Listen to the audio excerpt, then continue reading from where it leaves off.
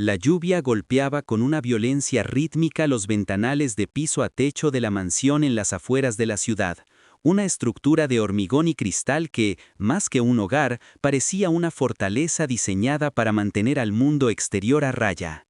En el interior, el silencio no era simplemente la ausencia de ruido, era una entidad densa, opresiva, que se arrastraba por los pasillos de mármol italiano y se asentaba como polvo sobre los muebles de diseño que nadie utilizaba.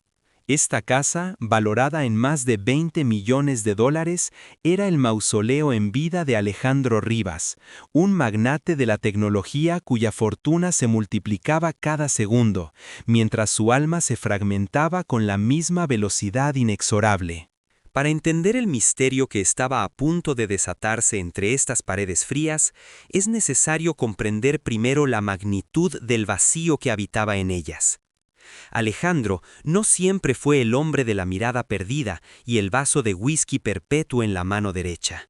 Hubo un tiempo, no muy lejano, en que esa misma residencia resonaba con risas, con el sonido de un piano de cola siendo tocado con maestría y con la calidez de una familia que parecía tenerlo todo. Pero la tragedia, como suele suceder en los expedientes más oscuros de la crónica negra, no discrimina por códigos postales ni cuentas bancarias. 3 años atrás, el mundo de Rivas se detuvo. Los informes policiales de aquella época, archivados ahora en cajas polvorientas bajo el sello de caso cerrado, narran una historia de fatalidad en una carretera costera. Un vehículo de lujo, una curva traicionera bajo la tormenta y una caída de 50 metros hacia un mar embravecido. Los equipos de rescate recuperaron el chasis retorcido del automóvil días después, pero el cuerpo de Elena, la esposa de Alejandro y el pilar emocional de su existencia nunca fue hallado. El océano, en su infinita y cruel inmensidad, reclamó a la mujer, dejando atrás solo preguntas sin respuesta y una familia destrozada. Las autoridades declararon la muerte por ahogamiento y cerraron el expediente, pero para quienes quedaron en la orilla, el duelo nunca encontró un punto final. Desde aquel día, Alejandro se convirtió en un espectro dentro de su propia vida. Su imperio empresarial seguía funcionando con la precisión de un reloj suizo gracias a juntas directivas y ejecutivos agresivos, pero él, el hombre detrás del mito, apenas pisaba las oficinas. Su verdadero trabajo, su tortura diaria, era intentar reconectar con lo único que le quedaba de Elena, su hija, Sofía, de 6 años. Sin embargo, la tragedia había golpeado a la niña con una crueldad particular. Sofía, que había estado en casa con su niñera la noche del accidente, no presenció el horror físico, pero absorbió el impacto emocional como una esponja seca. La desaparición abrupta de su madre provocó en ella un mutismo selectivo. La niña, que antes cantaba y recitaba poemas con una voz cristalina, se había sumido en un silencio absoluto. Los mejores psicólogos infantiles del país, pagados con cheques en blanco firmados por un padre desesperado, desfilaron por la mansión ofreciendo diagnósticos complejos y terapias experimentales, pero el resultado era siempre el mismo. Sofía vivía encerrada en una fortaleza interior, una réplica mental de la casa fría en la que habitaban. La dinámica en la residencia Rivas se volvió insostenible. El personal doméstico, incapaz de soportar la atmósfera fúnebre y las exigencias erráticas de un patrón consumido por el insomnio y la paranoia, rotaba con una frecuencia alarmante. Nadie duraba más de 3 meses. Las amas de llaves renunciaban alegando que la casa se sentía enferma, que los pasillos y mal iluminados les provocaban ansiedad, o simplemente que no podían lidiar con la mirada vacía de la pequeña Sofía, quien pasaba horas sentada frente a la ventana, observando el camino de entrada, esperando un retorno que la lógica adulta sabía imposible. Alejandro, por su parte, se había vuelto un hombre difícil. La pena se había transformado en una armadura de cinismo y desconfianza. Revisaba obsesivamente las cámaras de seguridad, controlaba cada gasto, cada movimiento, buscando quizás una explicación, un culpable o simplemente una distracción de su propio dolor. La casa se estaba cayendo a pedazos, no en su estructura física, mantenida impecable por contratistas externos, sino en su funcionamiento interno. El polvo se acumulaba en las habitaciones cerradas, la ropa de Sofía ya no estaba perfectamente planchada, y las comidas se habían convertido en trámites nutricionales sin sabor ni amor. Fue en este contexto de decadencia emocional y caos doméstico donde se plantó la semilla de lo imposible.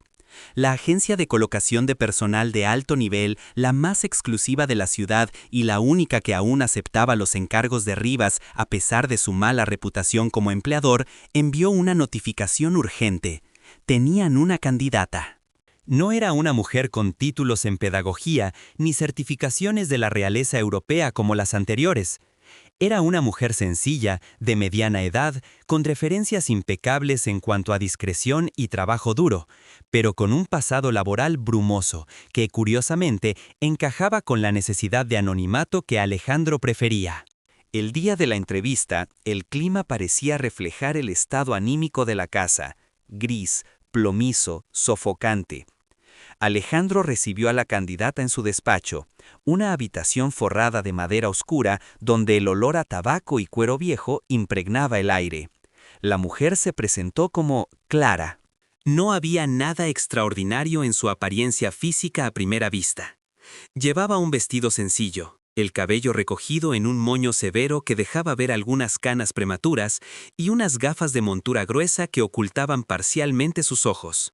Sin embargo, había algo en su postura, una dignidad silenciosa, una rectitud en la espalda que contrastaba con la sumisión habitual de las aspirantes a ese puesto.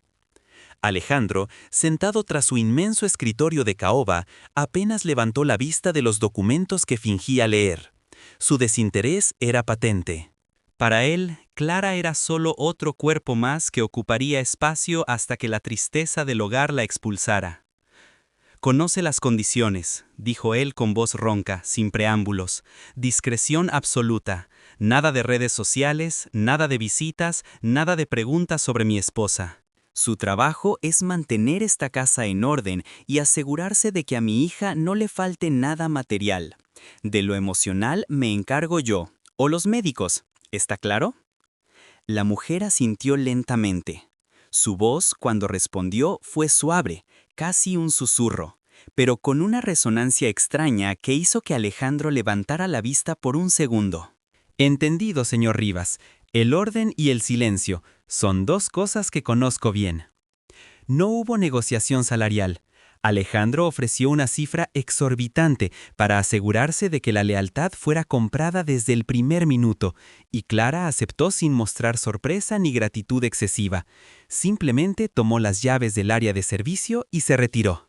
Alejandro volvió a su vaso de whisky, sin saber que acababa de permitir la entrada a un elemento que alteraría la física de su realidad. Los primeros días de Clara en la mansión transcurrieron con una eficiencia fantasmal.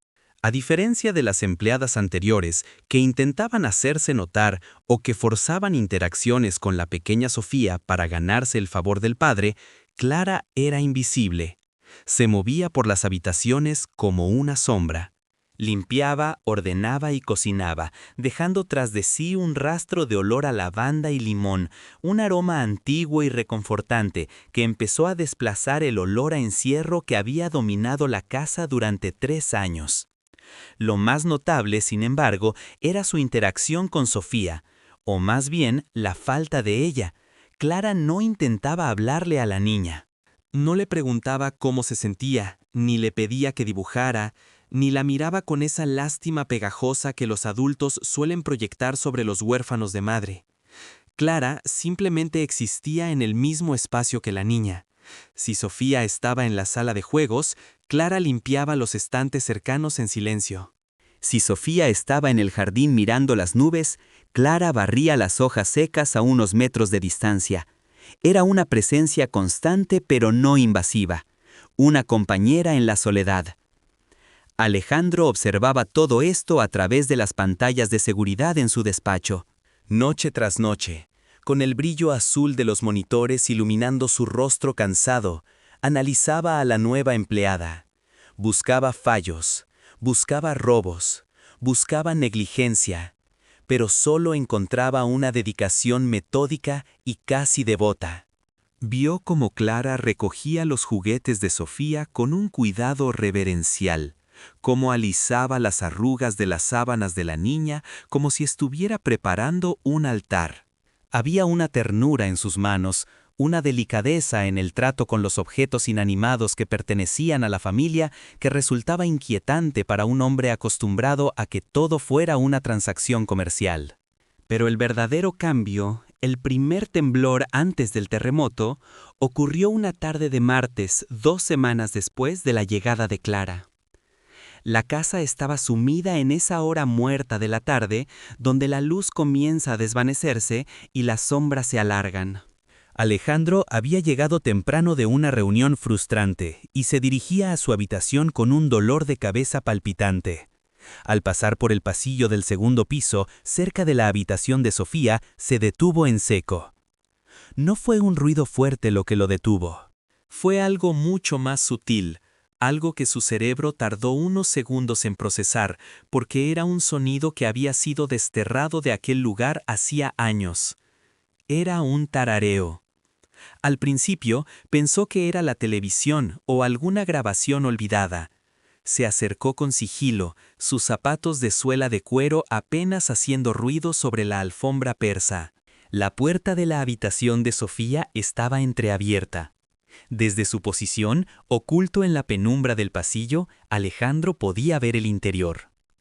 Sofía estaba sentada en el suelo, de espaldas a la puerta, rodeada de sus muñecas.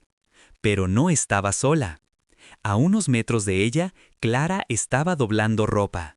La mujer de la limpieza no miraba a la niña. Sus ojos estaban fijos en la tarea, sus manos se movían con ritmo, y de sus labios escapaba una melodía.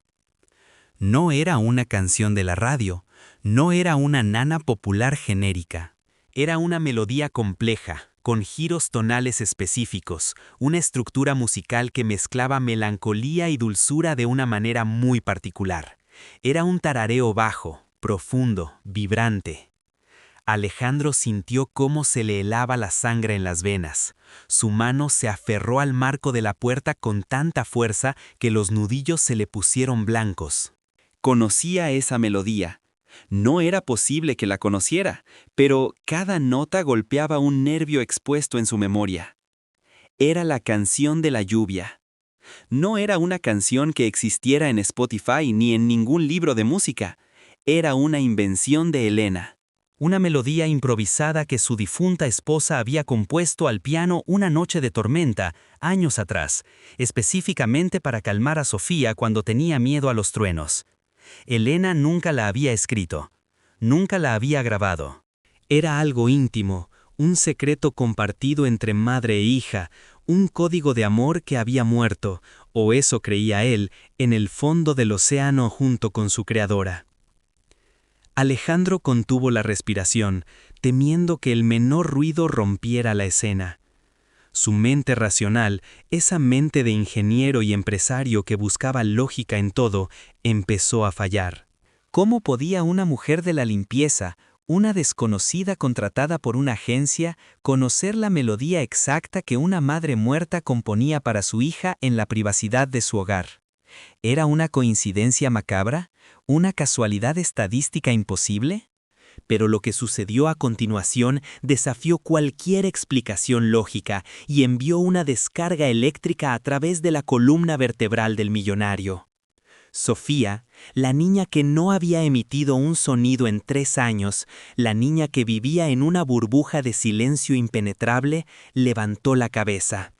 Dejó caer la muñeca que sostenía.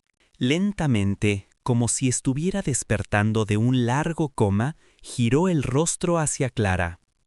La mujer seguía doblando la ropa, sin alterar el ritmo de su tarareo. Parecía no darse cuenta de la reacción de la niña, o tal vez sabía exactamente lo que estaba provocando. Sofía se puso de pie. Sus pequeños pies descalzos avanzaron sobre la alfombra. 1, 2, 3 pasos. Se detuvo a escasos centímetros de la espalda de Clara. La niña cerró los ojos y, por primera vez en 1000 días, abrió la boca para emitir un sonido. No fue una palabra, fue una nota. Sofía tarareó la siguiente estrofa de la canción. Completó la melodía que Clara había dejado en suspenso. El sonido fue débil, rasposo por la falta de uso, pero inconfundible. Clara se detuvo. Sus manos se congelaron sobre una camiseta pequeña, pero no se giró. Se mantuvo estática, con la espalda recta, mientras la niña apoyaba su frente contra la espalda de la mujer desconocida y comenzaba a llorar, no con el llanto histérico del terror, sino con el llanto liberador del reconocimiento. Alejandro, desde el pasillo, sintió que el suelo se abría bajo sus pies. El mundo de certezas frías y duelos cerrados que había construido se resquebrajó en ese instante. No podía entrar, no podía interrumpir. Estaba presenciando un milagro o una maldición y no sabía distinguir cuál de los dos era. Retrocedió, paso a paso, hasta que estuvo lo suficientemente lejos para girarse y correr hacia su despacho. Cerró la puerta de golpe y se apoyó contra ella, jadeando como si hubiera corrido una maratón. Su corazón latía desbocado contra sus costillas. ¿Quién era esa mujer? Se precipitó hacia su escritorio, apartando botellas y papeles con un manotazo violento hasta encontrar el expediente de contratación que la agencia le había enviado. Sus manos temblaban mientras sacaba las hojas. Clara Martínez, 42 años, residencia anterior Ciudad de México, referencias anónimas. Todo parecía en orden, todo parecía burocráticamente perfecto. Pero la melodía seguía resonando en su cabeza, burlándose de los papeles oficiales. La canción de la lluvia. Nadie más la conocía, nadie. Alejandro encendió su ordenador. Sus dedos volaron sobre el teclado. No iba a quedarse con la duda. Si esa mujer era una estafadora que había investigado a su familia para manipular a su hija, la destruiría. Si era una periodista encubierta buscando una exclusiva morbosa, la demandaría hasta dejarla en la calle. Pero una parte de él, una parte oscura y aterrorizada, temía algo mucho peor. Accedió a la base de datos de la agencia de detectives privados que solía utilizar para espionaje industrial. Necesitaba saberlo todo sobre Clara Martínez. Dónde nació, dónde vivió y sobre todo qué estaba haciendo hace 3 años, el día que el coche de Elena cayó al mar. Mientras la barra de búsqueda parpadeaba en la pantalla, Alejandro sirvió otro vaso de whisky, pero esta vez no se lo bebió. Se quedó mirando el líquido ámbar, viendo su propio reflejo distorsionado. En el piso de arriba, el silencio había regresado, pero ya no era el mismo silencio vacío de antes. Ahora era un silencio cargado de secretos. La niña había hablado, o cantado, y la llave había sido una mujer que no debería tener acceso a esos recuerdos. El millonario no sabía que al iniciar esa búsqueda estaba abriendo la puerta a una verdad que desafiaría no solo su cordura, sino las leyes mismas de la vida y la muerte. La investigación acababa de comenzar, y lo que Alejandro Rivas estaba a punto de descubrir haría que deseara no haber preguntado nunca. Porque a veces los fantasmas no vienen envueltos en sábanas blancas y cadenas. A veces vienen con uniforme de limpieza y tararean las canciones de los que ya no están. La noche cayó por completo sobre la mansión, y por primera vez en 3 años, una luz permaneció encendida en la habitación de la niña, mientras abajo, en la oscuridad del despacho, un hombre poderoso se enfrentaba a lo imposible. El rompecabezas había comenzado a armarse, y la primera pieza estaba manchada de un misterio insondable. El aire dentro del despacho de Alejandro Rivas se había vuelto irrespirable, denso como el mercurio. No era una cuestión de ventilación ni de la temperatura regulada artificialmente por los sistemas inteligentes de la mansión. Era el peso físico de una imposibilidad lógica aplastando la racionalidad de un hombre de ciencia y negocios. El eco de aquel tarareo, esa canción de la lluvia que acababa de escuchar a través de la puerta entreabierta, no se disipaba.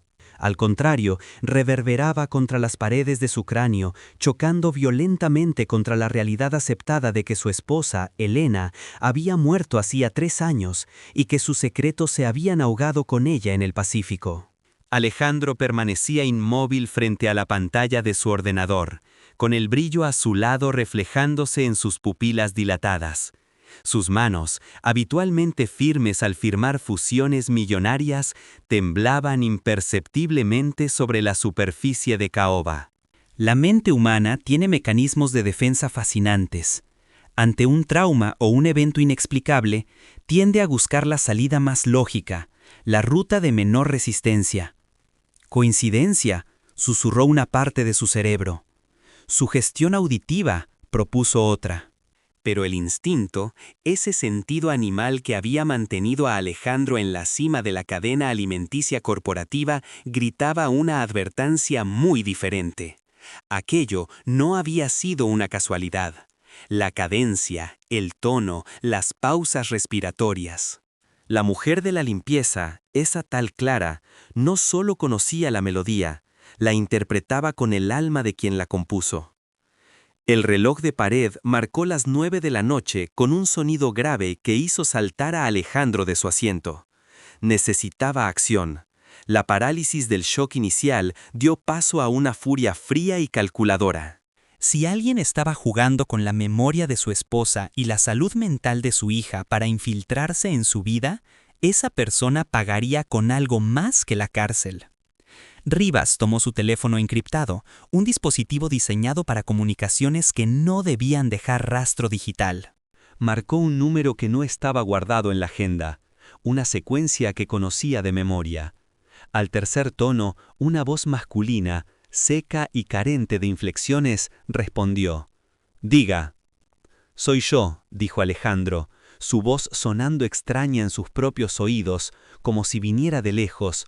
«Necesito un perfil completo, nivel 5, urgente». «Nombre», pidió la voz al otro lado, sin molestarse en saludos protocolarios. Era Marcos el Sabueso Valdés, un exagente de inteligencia que ahora operaba en las sombras del sector privado, solucionando problemas que la policía no podía o no quería tocar. Clara Martínez, supuestamente de Ciudad de México. Trabaja en mi casa desde hace 2 semanas. Quiero saber qué desayunaba cuando tenía 5 años. Quiero saber quién fue su primer novio. Quiero sus registros dentales, movimientos bancarios, multas de tráfico. Todo, Marcos, todo. Y quiero saberlo para ayer. Un perfil nivel 5 toma tiempo, Alejandro. Las huellas digitales, el rastreo biométrico. «No me importa el costo», interrumpió el millonario, golpeando la mesa.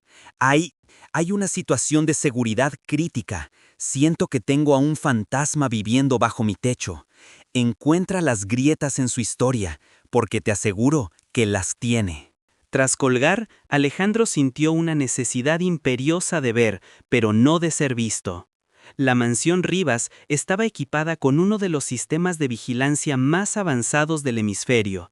Cámaras de alta resolución, micrófonos direccionales y sensores de movimiento cubrían cada centímetro de la propiedad, excepto los baños y su propio dormitorio.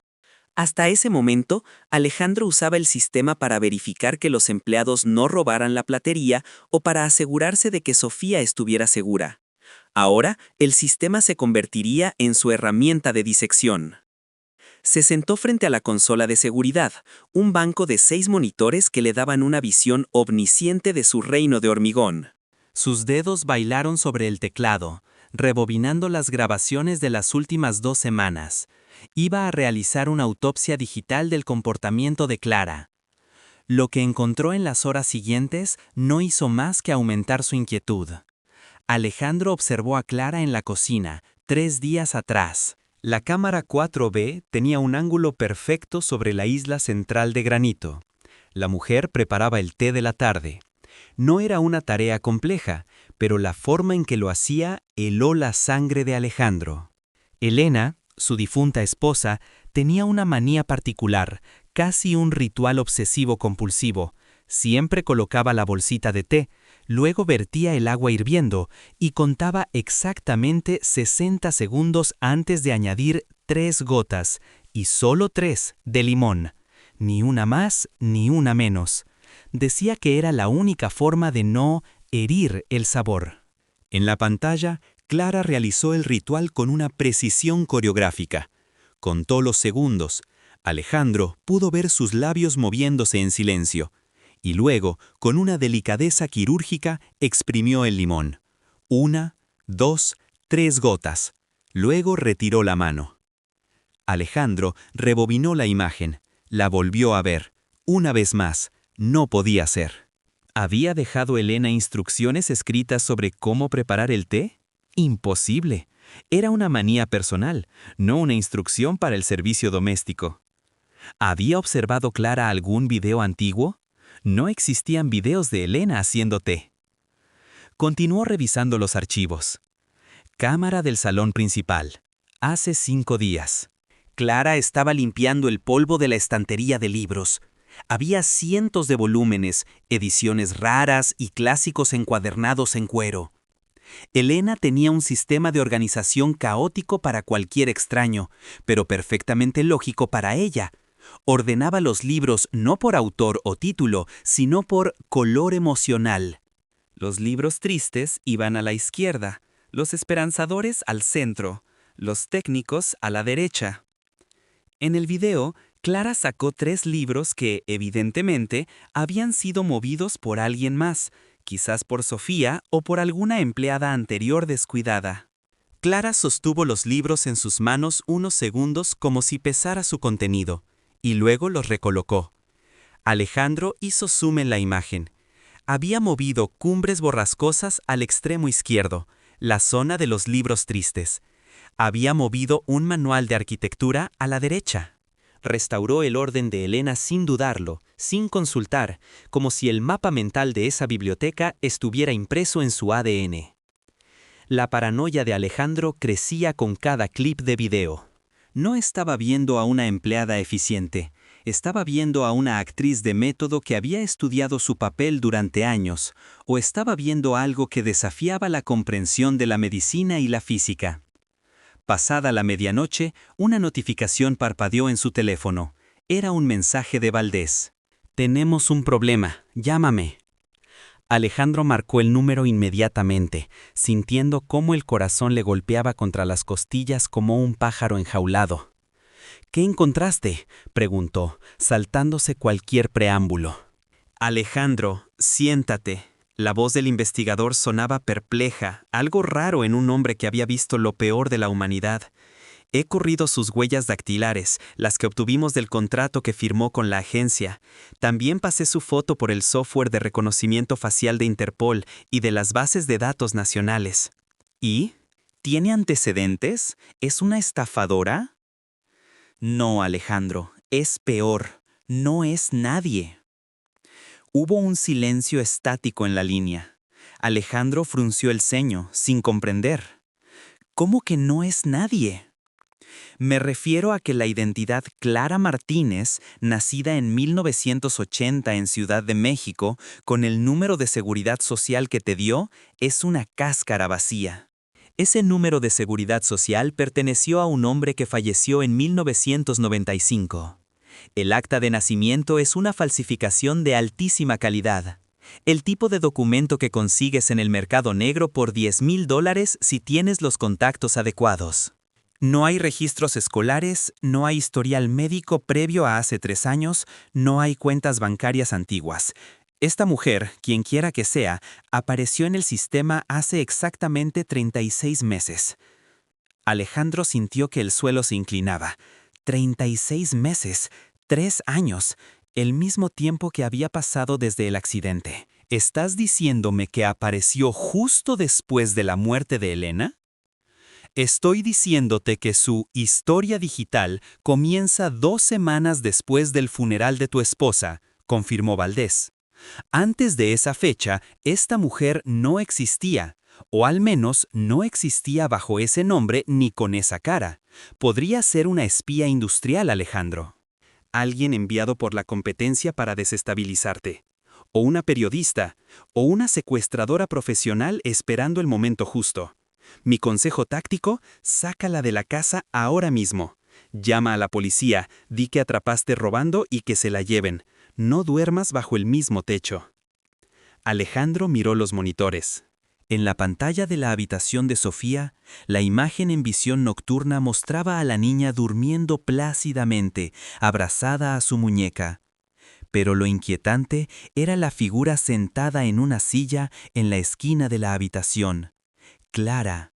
No estaba limpiando, estaba velando el sueño de la niña. Estaba sentada con la espalda recta, las manos cruzadas sobre el regazo, vigilando la puerta como un centinela silencioso. «No puedo echarla todavía, Marcos», murmuró Alejandro, con la vista fija en la figura espectral del monitor.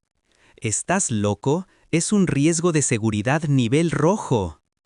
Ella hizo hablar a Sofía. El silencio al otro lado de la línea fue elocuente. Valdés sabía cuánto había gastado Alejandro en terapeutas, cuánto había sufrido por el silencio de su hija. Alejandro, eso es manipulación emocional básica. Es así como se ganan la confianza. Cantó la canción Marcos. La voz de Alejandro se quebró. Cantó la canción que Elena inventó. La que nunca escribimos. La que nunca grabamos. Esa mujer conoce secretos que solo Elena sabía. Si la echo ahora, nunca sabré quién es realmente ni cómo sabe lo que sabe. Necesito entender, necesito ver hasta dónde llega esto. Estás jugando con fuego, advirtió el investigador. Voy a seguir cavando. Voy a enviar a un equipo a vigilarla fuera de la casa si sale en su día libre. Pero ten cuidado. Si esa identidad es falsa, es porque oculta algo peligroso. Alejandro colgó y se quedó mirando la pantalla. La mujer en la habitación de su hija giró lentamente la cabeza, mirando directamente hacia la cámara de seguridad, hacia el lente infrarrojo oculto en el detector de humo. Por un segundo, a través de la granulosidad de la imagen digital y la distancia, Alejandro tuvo la absurda y aterradora sensación de que ella lo estaba mirando a él, a los ojos, desafiándolo a descubrir la verdad. Esa noche, Alejandro no durmió. Salió de su despacho y caminó por los pasillos oscuros de la mansión, guiado únicamente por la luz de la luna que se filtraba a través de los ventanales azotados por la lluvia. Sus pasos lo llevaron, casi inconscientemente, hacia el ala este de la casa, el ala cerrada. Allí estaba la sala de música. Un espacio sagrado que había permanecido sellado desde la muerte de Elena. El polvo se acumulaba en los umbrales de las puertas dobles. Alejandro giró el pomo, esperando encontrar la resistencia de la cerradura, pero la puerta cedió con un gemido de bisagras oxidadas. Estaba abierta. Alguien había estado allí. El aire dentro de la habitación estaba viciado, quieto, pero había un olor sutil que cortaba la atmósfera a humedad. Lavanda y limón. El olor de Clara. Alejandro encendió la luz de su teléfono móvil, barriendo la habitación con el haz blanco. El piano de cola Steinway descansaba en el centro, una bestia negra dormida bajo una funda de terciopelo.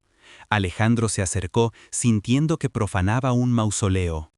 Al llegar junto al instrumento, notó el detalle que confirmaba sus sospechas y aumentaba el terror de lo inexplicable. La banqueta del piano. Elena era una mujer menuda. Siempre, sin excepción, tenía que ajustar la banqueta a su altura máxima para poder tocar cómodamente. Después de su muerte, Alejandro había bajado la banqueta hasta el fondo en un momento de ira y dolor, queriendo borrar la huella física de su ausencia. Ahora, bajo la luz temblorosa de su linterna, vio que la banqueta estaba elevada, ajustada al milímetro, a la altura exacta que usaba Elena. Y sobre la tapa cerrada del teclado descansaba un objeto que no debería estar ahí. Un metrónomo antiguo, de madera, con el péndulo detenido. Pero no estaba centrado. Estaba colocado en el borde derecho, inclinado 45 grados hacia el pianista. La respiración de Alejandro se detuvo. Esa era la posición exacta donde Elena lo ponía, porque decía que, de frente, el tic-tac la ponía nerviosa, pero de lado la acompañaba. Clara no solo había entrado en la habitación prohibida, había preparado el escenario, había ajustado el mundo físico para adaptarlo a una memoria que no le pertenecía. Fue entonces cuando Alejandro escuchó un ruido a sus espaldas, un roce de tela, un paso ligero sobre el parqué. Se giró bruscamente, apuntando con la luz hacia la puerta. No había nadie, solo el pasillo vacío y oscuro estirándose como una garganta negra. Pero en el suelo, justo en el umbral de la entrada, había algo que brillaba débilmente. Alejandro se acercó y lo recogió. Era una horquilla para el pelo, sencilla, de metal barato, del tipo que usaba Clara para mantener su moño severo. Pero al darle la vuelta, vio que tenía un pequeño adorno, una perla falsa que se había desprendido. Alejandro apretó el objeto en su puño hasta hacerse daño. La intrusa no solo estaba cantando las canciones de su esposa, estaba habitando sus espacios, replicando sus manías, usurpando su lugar en el mundo físico. La investigación de Marcos decía que Clara Martínez era un fantasma burocrático, una identidad falsa creada sobre un muerto. Pero la realidad que Alejandro estaba presenciando sugería algo mucho más perturbador, que la mujer que dormía en el cuarto de servicio no era una simple impostora, era un recipiente, o una réplica, o la pieza central de un juego macabro diseñado para destruirle la razón. Con la horquilla en la mano y el terror frío instalándose en sus huesos, Alejandro tomó una decisión. No podía esperar a los informes forenses, tenía que confrontar a la bestia. Mañana, cuando el sol saliera, provocaría un error, forzaría a Clara a salir de su personaje, y usaría a la única persona que podía romper la fachada, su hija. Pero lo que Alejandro no sabía, mientras regresaba a su habitación con la sensación de ser observado por las paredes mismas, era que el juego ya había comenzado hacía mucho tiempo, y que él no era el jugador, sino la ficha. La melodía de la tarde no había sido un desliz, había sido una invitación. Y al investigar, al mirar, al obsesionarse, Alejandro acababa de aceptar la entrada a un laberinto del que quizás no hubiera salida. La lluvia arreció fuera, golpeando el cristal con la furia de 1000 dedos huesudos pidiendo entrar, mientras en el interior de la mansión el misterio de la mujer sin pasado y la canción de la muerta se entrelazaban, apretando el nudo alrededor del cuello del millonario. La noche apenas comenzaba, y los secretos de la casa Rivas estaban a punto de despertar. El aire dentro del despacho de Alejandro Rivas se había vuelto denso, casi irrespirable, como si la atmósfera misma de la habitación hubiera sido sustituida por plomo líquido. No era una cuestión de temperatura, pues los sistemas de climatización de la mansión mantenían un constante y estéril frescor de 21 grados. Era el peso físico de una imposibilidad lógica aplastando la racionalidad de un hombre acostumbrado a controlar cada variable de su existencia. El eco de aquel tarareo, esa melodía fragmentada que su hija había completado en el pasillo, no se disipaba. Al contrario, reverberaba contra las paredes de su cráneo, chocando violentamente contra la realidad aceptada de que su esposa, Elena, había fallecido hacía 3 años y que sus secretos, sus canciones y su esencia se habían ahogado con ella en las frías aguas del Pacífico. Alejandro permanecía inmóvil frente a la pantalla negra de su ordenador, con el reflejo de su propio rostro desencajado devolviéndole la mirada. Sus manos, habitualmente firmes al firmar fusiones corporativas de 9 cifras, temblaban de forma imperceptible pero constante sobre la superficie de caoba del escritorio. La mente humana posee mecanismos de defensa fascinantes. Ante un trauma o un evento inexplicable, el cerebro tiende a buscar la salida más lógica, la ruta de menor resistencia cognitiva. Coincidencia, susurró una parte racional de su psique. Sugestión auditiva, propuso otra.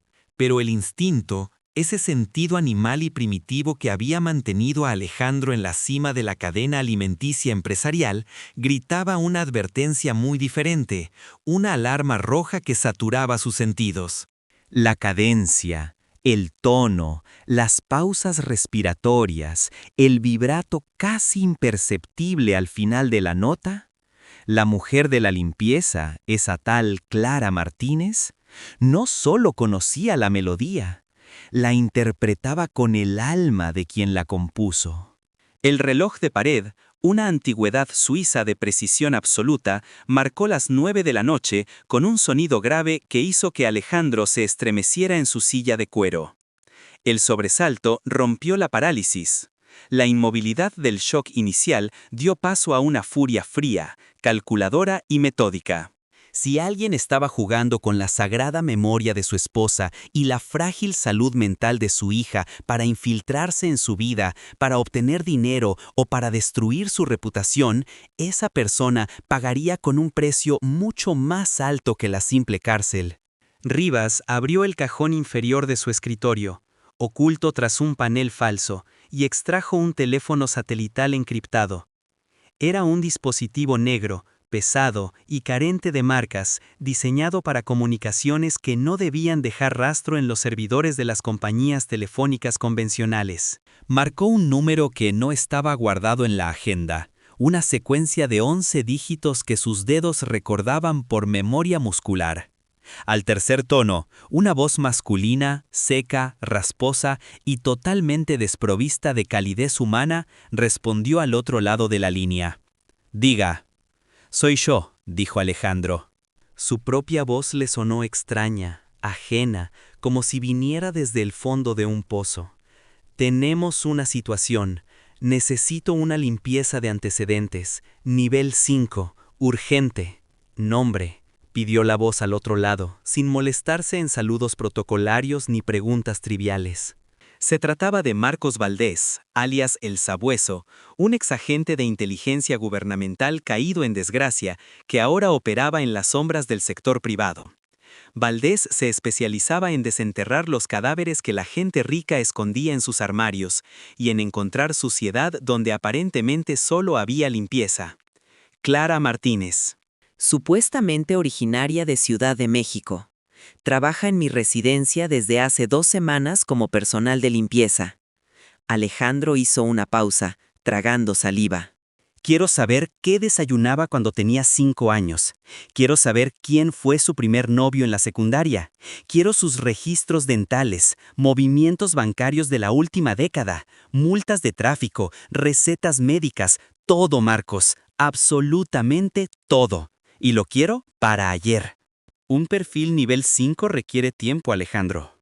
Hay que cruzar datos biométricos, acceder a servidores federales, rastrear huellas digitales en papel físico. No me importa el costo ni los recursos, interrumpió el millonario, golpeando la mesa con el puño cerrado, haciendo vibrar la lámpara de escritorio. Hay una brecha de seguridad crítica en mi hogar. Siento que tengo a un fantasma viviendo bajo mi techo, respirando mi aire. Encuentra las grietas en su historia, porque te aseguro, por la memoria de mi mujer, que las tiene.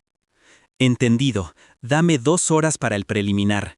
La llamada se cortó con un clic seco, devolviendo el silencio a la habitación. Pero Alejandro no podía esperar 2 horas en pasividad. Sentía una necesidad imperiosa de ver, de observar sin ser visto, de convertirse en el depredador antes de ser la presa. La mansión Rivas estaba equipada con uno de los sistemas de vigilancia interna más avanzados del hemisferio occidental. Cámaras de ultra alta resolución, micrófonos direccionales de largo alcance y sensores de movimiento térmico cubrían cada centímetro de la propiedad, exceptuando los baños y el dormitorio principal, por respeto a una privacidad que ahora parecía irrelevante. Hasta ese momento, Alejandro utilizaba el sistema esporádicamente para verificar que el personal cumpliera sus horarios o para asegurarse de que Sofía estuviera segura en sus terapias. Ahora, ese sistema se convertiría en su herramienta de disección forense. Se giró hacia la consola de seguridad lateral, un banco de 6 monitores curvos que le otorgaban una visión omnisciente de su reino de hormigón y cristal. Sus dedos volaron sobre el teclado mecánico, introduciendo las contraseñas de administrador. Accedió al servidor de almacenamiento masivo y comenzó a rebobinar las grabaciones de las últimas 2 semanas, filtrando la búsqueda por el código de identificación de la tarjeta de acceso de Clara. Iba a realizar una autopsia digital del comportamiento de esa mujer. Lo que encontró en las horas siguientes no hizo más que aumentar su inquietud, transformando la sospecha en un terror visceral. Alejandro observó primero una grabación de hacía 3 días, cámara 4B, cocina principal. El ángulo cenital ofrecía una vista perfecta sobre la isla central de granito negro.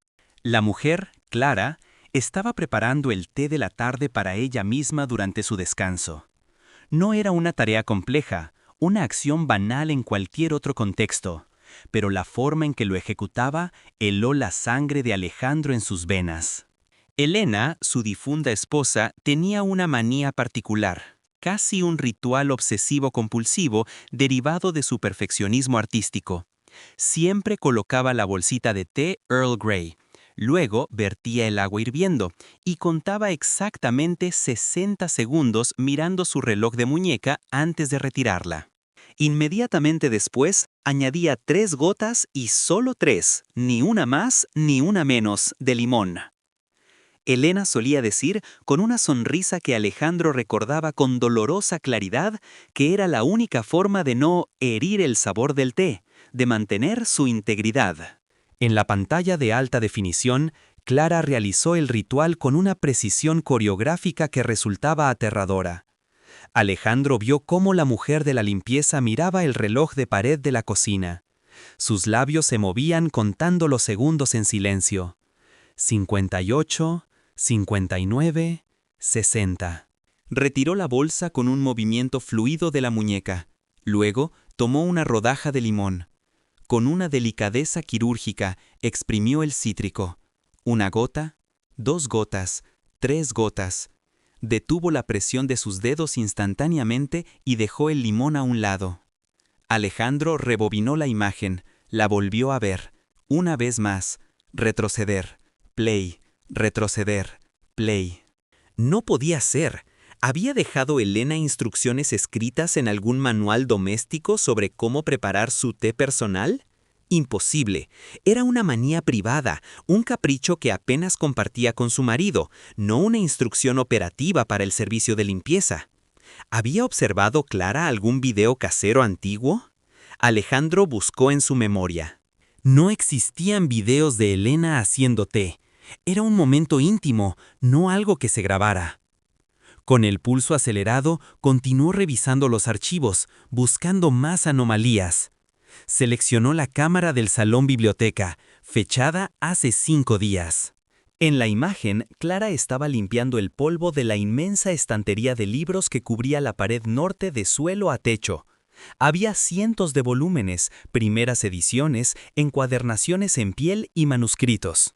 Elena tenía un sistema de organización caótico para cualquier bibliotecario, pero perfectamente lógico para su mente creativa.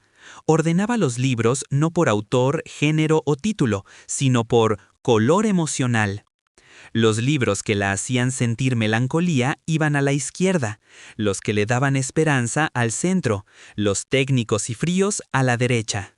Tras su muerte, el orden se había mantenido, aunque algunos empleados anteriores habían cometido el error de mezclar volúmenes al limpiar. En el video, Clara sostenía un paño de microfibra. Se detuvo frente a una sección desordenada. Sacó 3 libros que, evidentemente, habían sido movidos de lugar por alguien más, quizás por la misma Sofía en uno de sus deambulares nocturnos. Clara sostuvo los libros en sus manos unos segundos, como si pesara su contenido, como si pudiera sentir la vibración de las palabras a través de las portadas cerradas. Alejandro hizo zoom digital en la imagen hasta que los píxeles se definieron. El libro en su mano izquierda era Cumbres borrascosas. El de la derecha era un manual de arquitectura moderna. Sin dudarlo, sin consultar el lomo, Clara movió Cumbres borrascosas al extremo izquierdo de la estantería, la zona triste de Elena. Movió el manual de arquitectura al extremo derecho, la zona fría. restauró el orden emocional de Elena sin titubear, como si el mapa mental de esa biblioteca estuviera impreso en su propio ADN. No hubo ensayo y error, hubo conocimiento instintivo. La paranoia de Alejandro crecía con cada clip de video, alimentándose de estos detalles microscópicos. No estaba viendo a una empleada eficiente o a una espía industrial recopilando datos. Estaba viendo a una actriz de método que había estudiado su papel durante décadas, o estaba presenciando un fenómeno que desafiaba la comprensión de la medicina, la física y la teología. ¿Era posible la posesión? ¿La reencarnación? Alejandro se pasó las manos por el rostro, frotándose los ojos hasta ver estrellas. Era un hombre de ciencia, un ateo convencido. Esas ideas eran absurdas. Tenía que haber una explicación terrenal, una estafa maestra, un juego psicológico cruel diseñado por un enemigo. Pasada la medianoche, una notificación prioritaria parpadeó en la pantalla de su teléfono encriptado, rompiendo su trance. Era un mensaje de Marcos Valdés, un archivo adjunto encriptado y una sola línea de texto que brillaba con urgencia. Tenemos un problema grave, llámame ahora. Alejandro marcó el número inmediatamente, sintiendo cómo el corazón le golpeaba contra las costillas como un pájaro enjaulado tratando de romper los barrotes. ¿Qué encontraste, Marcos?, preguntó, saltándose cualquier preámbulo, su voz tensa como una cuerda de violín a punto de romperse. Alejandro, si estás de pie, siéntate. La voz del investigador sonaba perpleja, un tono raro en un hombre que había visto lo peor de la condición humana en zonas de guerra y bajos fondos. He corrido sus huellas dactilares, las que obtuvimos del vaso que dejó en la entrevista y del contrato que firmó con la agencia. También pasé su foto por el software de reconocimiento facial biométrico de Interpol y de las bases de datos nacionales de México, Estados Unidos y Europa. ¿Y? ¿Tiene antecedentes? ¿Es una estafadora buscada? ¿Una actriz contratada? No, Alejandro. Es mucho peor y más confuso. No es nadie. Hubo un silencio estático en la línea, solo interrumpido por el zumbido eléctrico de los servidores en el despacho. Alejandro frunció el ceño, incapaz de procesar la información. ¿Cómo que no es nadie? Todo el mundo es alguien. Me refiero a que la identidad Clara Martínez, nacida el 14 de febrero de 1980 en Ciudad de México, con el número de seguridad social que te proporcionó, es una cáscara vacía, una fabricación fantasma. Ese número de seguridad social perteneció a un hombre, un obrero de la construcción que falleció en un accidente laboral en 1995. El acta de nacimiento es una falsificación de altísima calidad, el tipo de documento inteligente que consigues en el mercado negro por $50,000 si tienes contactos gubernamentales corruptos. Pero aquí viene lo inquietante, no hay registros escolares. No hay historial médico previo a hace 3 años. No hay cuentas bancarias antiguas, ni suscripciones a revistas, ni rastro digital. Esta mujer, quien quiera que sea bajo esa piel, apareció en el sistema hace exactamente 36 meses. Alejandro sintió que el suelo de su despacho se inclinaba vertiginosamente. 36 meses, 3 años. El mismo tiempo exacto que había pasado desde el accidente de coche. ¿Estás diciéndome que su historia comienza justo después de la muerte de Elena?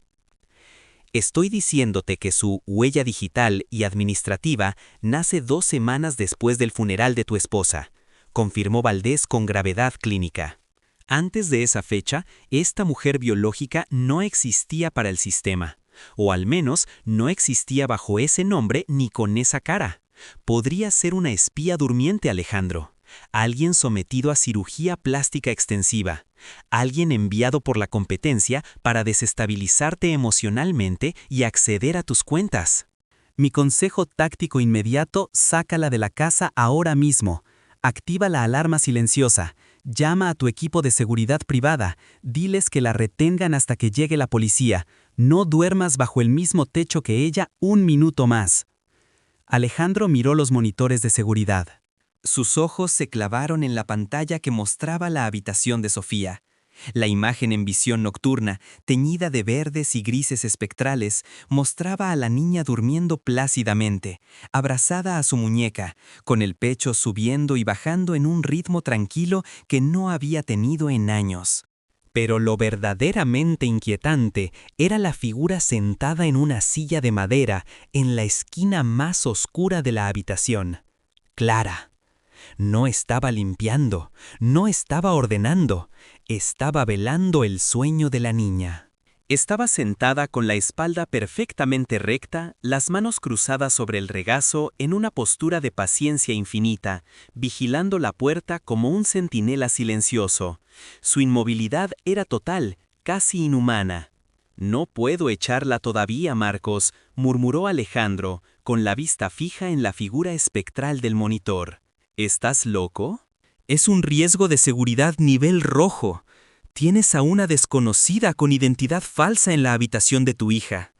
Ella hizo hablar a Sofía.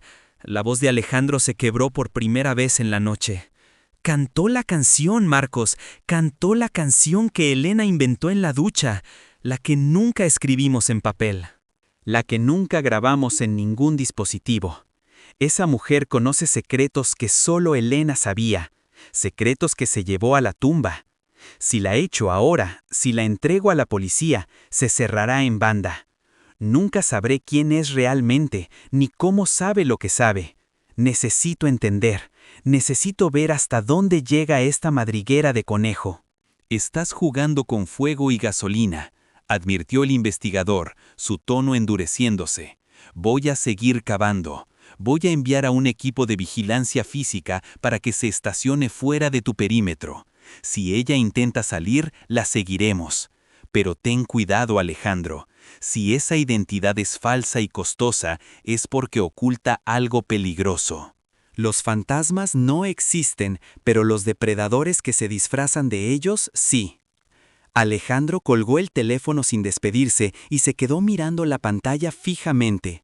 En ese preciso instante, como si hubiera sentido la atención remota sobre ella, la mujer en la habitación de su hija giró lentamente la cabeza. Miró directamente hacia la cámara de seguridad, hacia el diminuto lente infrarrojo oculto dentro del detector de humo. Por un segundo eterno, a través de la granulosidad de la imagen digital y la distancia de los cables, Alejandro tuvo la absurda y aterradora certeza de que ella lo estaba mirando a él, directamente a los ojos, desafiándolo a cruzar la línea y descubrir la verdad. Esa noche, el sueño fue un lujo que el millonario no pudo permitirse. Salió de su despacho y caminó por los pasillos oscuros y laberínticos de la mansión, guiado únicamente por los relámpagos de la tormenta que azotaba el exterior. Sus pasos lo llevaron, casi inconscientemente, impulsados por una fuerza magnética morbosa, hacia el ala este de la casa, el ala clausurada. Allí, al final del pasillo de mármol, estaba la sala de música. Un espacio sagrado que había permanecido sellado herméticamente desde la muerte de Elena. El polvo se acumulaba en los umbrales de las puertas dobles de roble macizo. Alejandro giró el pomo dorado, esperando encontrar la resistencia habitual de la cerradura oxidada por el desuso, pero la puerta cedió con un gemido suave de las bisagras. Estaba abierta. Alguien había entrado allí recientemente.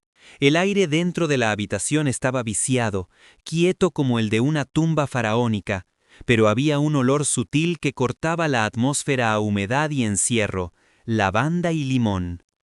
El olor inconfundible del detergente que usaba Clara, mezclado con algo más personal, un perfume que despertó recuerdos dolorosos en el cerebro de Alejandro.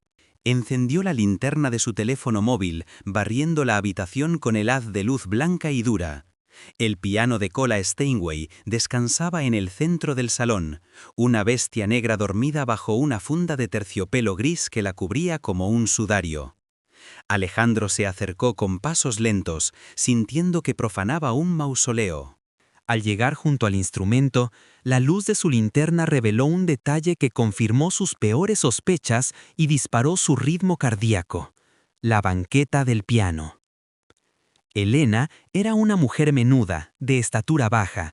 Siempre, sin excepción, tenía que ajustar la banqueta giratoria a su altura máxima para poder alcanzar el teclado con la postura correcta.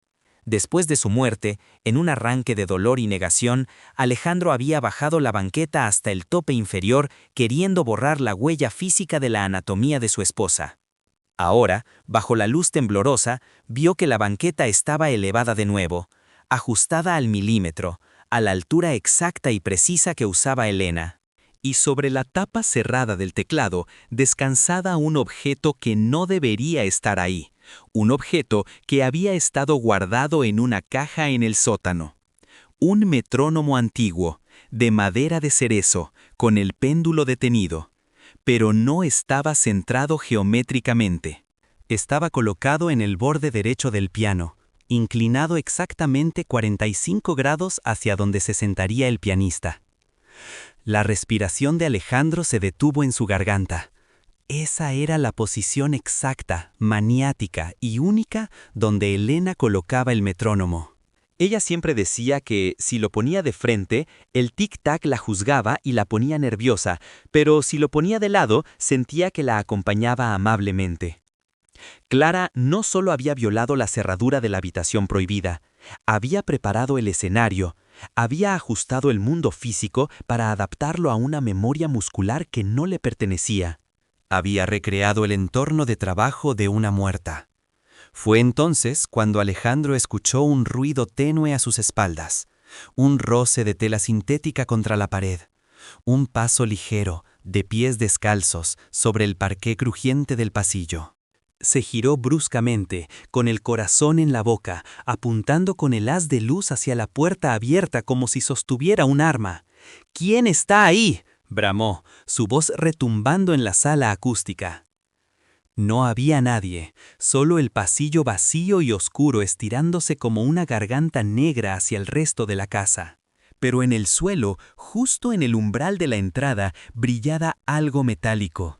Alejandro se acercó, se arrodilló y lo recogió con dedos temblorosos. Era una horquilla para el pelo, sencilla, de metal barato, desgastada, del tipo que usaba Clara para mantener su severo moño siempre impecable. Pero al darle la vuelta bajo la luz, vio un detalle que le hizo soltar el aire. Tenía un pequeño adorno, una perla falsa que se había desprendido parcialmente. Era idéntica, dolorosamente idéntica, a las horquillas baratas que Elena compraba en los mercadillos de antigüedades antes de ser rica, y que seguía usando por superstición. Alejandro apretó el objeto en su puño hasta que el metal se clavó en su palma. La intrusa no solo estaba cantando las canciones de su esposa, estaba habitando sus espacios, replicando sus manías, usurpando su lugar físico en el mundo. La investigación de Marcos decía que Clara Martínez era un fantasma burocrático, una identidad falsa creada sobre un cadáver. Pero la realidad tangible que Alejandro estaba presenciando sugería algo mucho más perturbador y siniestro. Que la mujer que dormía en el cuarto de servicio no era una simple impostora buscando dinero. Era un recipiente. O una réplica perfecta. O la pieza central de un juego macabro y psicológico diseñado para destruirle la razón paso a paso. Con la horquilla en la mano y el terror frío instalándose en la médula de sus huesos, Alejandro tomó una decisión irrevocable. No podía esperar a los informes forenses ni a las huellas dactilares. Tenía que confrontar a la bestia cara a cara. Mañana, cuando el sol saliera y disipara las sombras de la mansión, provocaría un error. Forzaría a Clara a salir de su personaje. Y usaría a la única persona capaz de romper esa fachada impenetrable, su hija Sofía. Pero lo que Alejandro ignoraba, mientras regresaba a su habitación con la sensación opresiva de ser observado por los ojos de los retratos colgados en las paredes, era que el juego ya había comenzado hacía mucho tiempo, y que él no era el jugador principal, sino simplemente una ficha más en el tablero. La melodía de la tarde no había sido un desliz descuidado, había sido una invitación deliberada. Y al investigar, Al mirar, al obsesionarse con los detalles, Alejandro acababa de aceptar la entrada a un laberinto mental del que quizás ya no hubiera salida. La lluvia arreció fuera con violencia renovada, golpeando el cristal de los ventanales con la furia de 1000 dedos huesudos pidiendo entrar, mientras en el interior de la mansión Rivas, el misterio de la mujer sin pasado y la canción de la muerta se entrelazaban como enredaderas venenosas, apretando el nudo alrededor del cuello del millonario. La noche de la verdad apenas comenzaba, y los secretos sepultados de la casa estaban a punto de despertar con un grito. El amanecer sobre la mansión Rivas no trajo consigo la luz redentora que Alejandro esperaba, sino una claridad grisácea y plomiza que acentuara las ojeras marcadas bajo sus ojos y la palidez de un rostro consumido por la vigilia. La tormenta de la noche anterior había amainado, dejando tras de sí un silencio húmedo y pesado, interrumpido únicamente por el goteo rítmico de los canalones y el zumbido distante del sistema de seguridad que, irónicamente, protegía al millonario de todo el mundo exterior, pero lo dejaba inerme ante la amenaza que ya estaba dentro. Alejandro permaneció en su estudio, con la ropa del día anterior arrugada y la taza de café fría sobre el escritorio. Las pantallas de vigilancia seguían encendidas, proyectando un resplandor azulado sobre sus facciones tensas. En el monitor central, la actividad de la casa comenzaba su ciclo habitual, con una normalidad que resultaba obscena dadas las circunstancias. Clara Martínez, la mujer sin pasado, el fantasma burocrático, ya estaba en la cocina. La cámara captaba sus movimientos eficientes mientras preparaba el desayuno de Sofía, avena con canela y rodajas de manzana cortadas en forma de estrella. Ese detalle, tan minúsculo y doméstico, actuó como un nuevo detonante en la psique fracturada de Alejandro. Elena cortaba las manzanas exactamente de esa manera. No en gajos, no en cubos, sino en estrellas transversales, argumentando que así la fruta sabía a magia. Ver esas manos desconocidas replicar el gesto de amor materno de su esposa muerta provocó en Alejandro una náusea violenta, una mezcla de dolor, ira y un miedo primitivo que le erizaba la piel. No podía esperar más a los informes de Marcos Valdés. La lógica deductiva y los tiempos de la investigación forense se habían vuelto irrelevantes frente a la urgencia emocional que lo asfixiaba. Tenía que romper el guión. Tenía que forzar a la actriz a olvidar su papel. El plan que había concebido en la soledad de la madrugada era cruel, quizás incluso traumático para la niña, pero necesario. Utilizaría a Sofía como catalizador. Si Clara era una estafadora entrenada, podría resistir un interrogatorio policial, pero si había algún vínculo real, alguna conexión patológica o sobrenatural con la memoria de Elena, no podría resistir el dolor de su hija. Alejandro salió del despacho y bajó las escaleras con pasos pesados, deliberados. Al entrar en la cocina, el aroma a canela y manzana caramelizada lo golpeó como un recuerdo físico. Clara se giró al escuchar sus pasos. Su rostro, libre de maquillaje, con el cabello recogido en ese moño severo y utilitario, no mostraba ni un ápice de culpa ni de nerviosismo. «Buenos días, señor Rivas», dijo ella. Su voz era tranquila, modulada en un tono de respeto servicial, pero carente de la sumisión temerosa que solían tener los empleados anteriores ante el temperamento del magnate. «Sofía no desayunará aquí hoy», respondió Alejandro, su voz sonando más ronca y agresiva de lo que pretendía. «Llévenlo al salón de música. Vamos a abrir esa habitación de forma permanente». Hubo un parpadeo, una fracción de segundo en la que la máscara de Clara pareció resquebrajarse. Sus ojos oscuros se dilataron imperceptiblemente. No preguntó por qué. No mencionó que la habitación había estado clausurada durante años. Simplemente asintió, tomó la bandeja y caminó hacia el pasillo con la obediencia de un autómata, pero con la tensión de un animal que olfatea una trampa. Alejandro fue a buscar a Sofía. La niña estaba despierta, sentada en la cama, mirando la lluvia por la ventana. Al ver a su padre, sonrió, una rareza en los últimos tiempos. «Papá, ¿hoy vamos a tocar?», preguntó la niña, con esa intuición inocente que a veces resulta aterradora. «Sí, princesa, hoy vamos a tocar». El salón de música, con sus cortinas de terciopelo descorridas por primera vez en 3 años, estaba inundado de esa luz grisácea matutina. Clara había dejado la bandeja sobre una mesa auxiliar y se encontraba de pie junto a la puerta, con las manos cruzadas al frente, esperando instrucciones o permiso para retirarse. Alejandro no se lo dio. «Quédate, Clara», ordenó él, mientras levantaba la tapa del piano de cola, revelando las teclas de marfil y ébano. «Quiero que limpies las molduras superiores mientras estamos aquí. Necesito supervisar que no se dañe nada».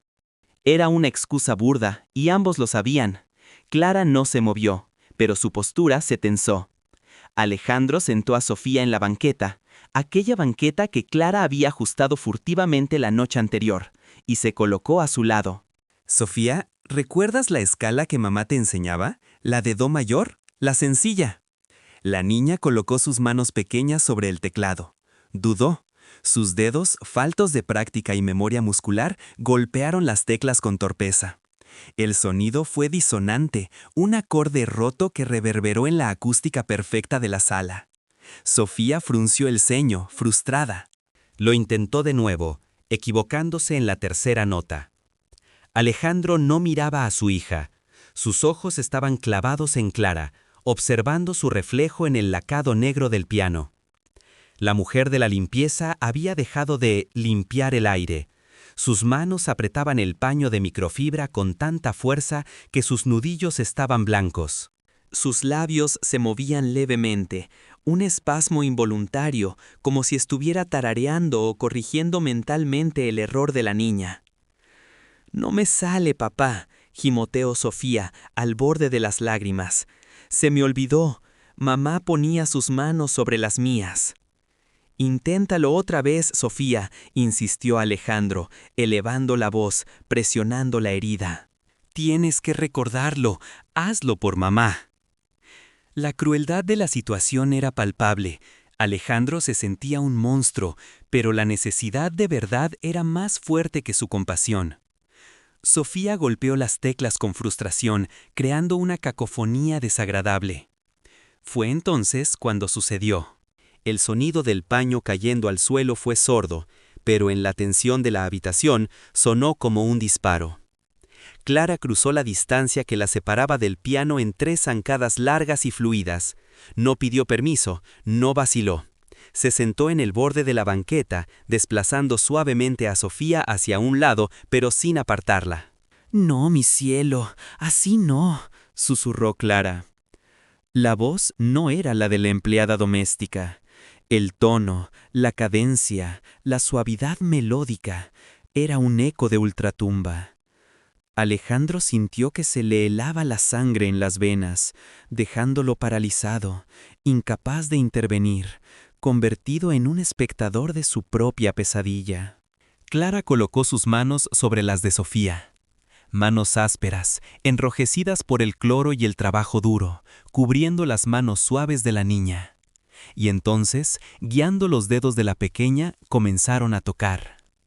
No era una escala, era la Nocturne Op. 9 No. 2 de Chopin, pero no era la versión estándar. Era la adaptación simplificada que Elena había arreglado específicamente para los dedos cortos de Sofía. Tenía un cambio de tempo característico en el segundo compás, una pausa dramática que Elena llamaba el suspiro del piano. Clara ejecutó ese suspiro con una precisión devastadora. Sofía dejó de mirar las teclas y levantó la vista hacia el rostro de la mujer.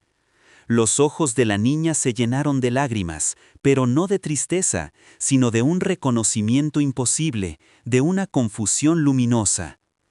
«Mamá», susurró la niña. La palabra rompió el hechizo de parálisis de Alejandro. La realidad se fracturó.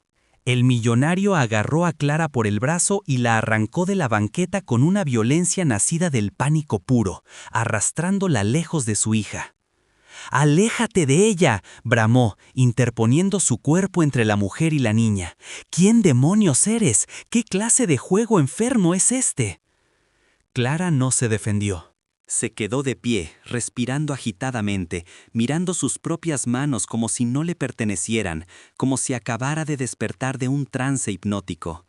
La máscara de la empleada eficiente había desaparecido por completo, reemplazada por una expresión de terror y desorientación profunda. Yo no sé, balbuceó Clara, su acento cambiando, perdiendo la inflexión neutra y adoptando un deje más sofisticado, más familiar. Mis manos, ellas sabían lo que hacían. Señor Rivas, le juro que no sé cómo.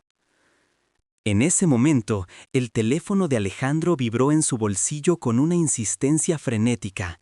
Era el tono reservado para emergencias críticas. Marcos Valdés. Sin dejar de apuntar con la mirada a la mujer como si pudiera inmovilizarla con el odio de sus ojos, Alejandro contestó y puso el altavoz, lanzando el teléfono sobre la mesa. Habla, Marcos, y más te vale que tengas algo, porque estoy a punto de cometer una locura. La voz del investigador llenó la habitación, metálica y cargada de una gravedad que presagiaba el desastre. Alejandro, escúchame con mucha atención. Tienes que salir de ahí. No estás seguro. He accedido a los archivos encriptados de la clínica suiza que generó la identidad falsa. No fue una simple compra de papeles. Fue un procedimiento médico completo. Alejandro miraba a Clara. Clara miraba el teléfono, temblando. ¿De qué estás hablando? ¿Cirugía plástica? Más que eso, reconstrucción total, craneofacial, injertos de piel, alteración de cuerdas vocales. El sujeto, Clara Martínez, ingresó en la clínica Sanctuary en Zúrich hace 3 años y 2 meses.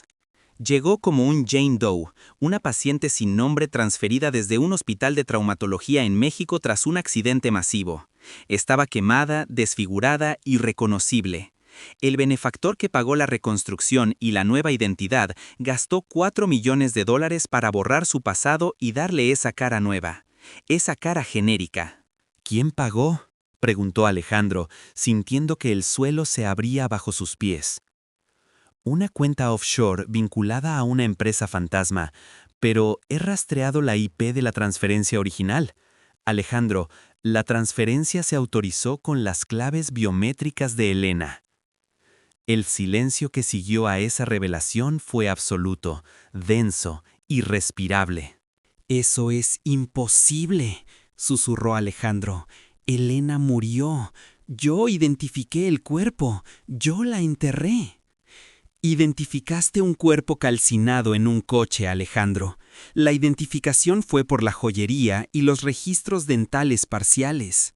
Pero acabo de acceder al informe de patología original, el que nunca te mostraron, el que fue corregido en el sistema oficial. Hubo un error en la cadena de custodia de las pruebas de ADN. Había 2 mujeres en ese tramo de la autopista aquella noche. El accidente involucró a 2 vehículos. Alejandro sintió que la bilis le subía por la garganta. La habitación empezó a dar vueltas. Miró a Clara.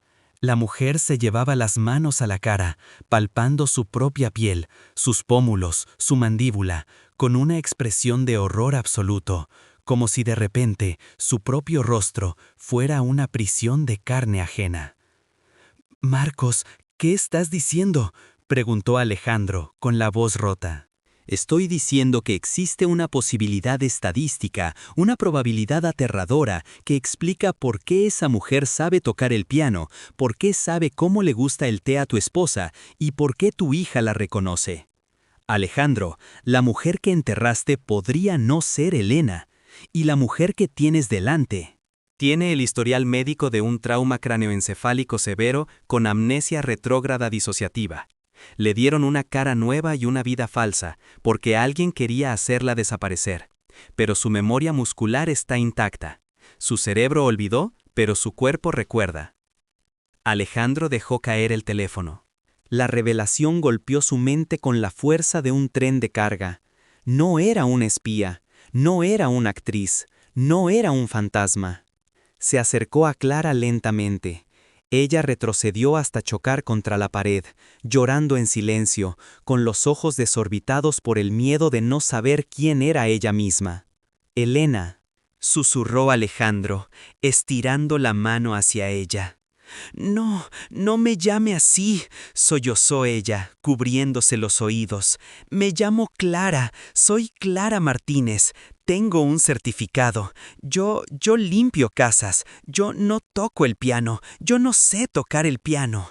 «Mírame», ordenó Alejandro, acorralándola, pero esta vez sin violencia, sino con una desesperación devoradora. «Mírame a los ojos». Él le tomó las manos. Las mismas manos que habían tocado a Chopin minutos antes. Le dio la vuelta a la muñeca izquierda. Allí, bajo la luz cruda de la mañana, la piel estaba llena de cicatrices de injertos, marcas de quemaduras antiguas, sanadas por la medicina más cara del mundo. Pero entre el tejido cicatrizado, en la cara interna de la muñeca, había una pequeña marca, una decoloración en forma de media luna que la cirugía no había podido borrar por completo.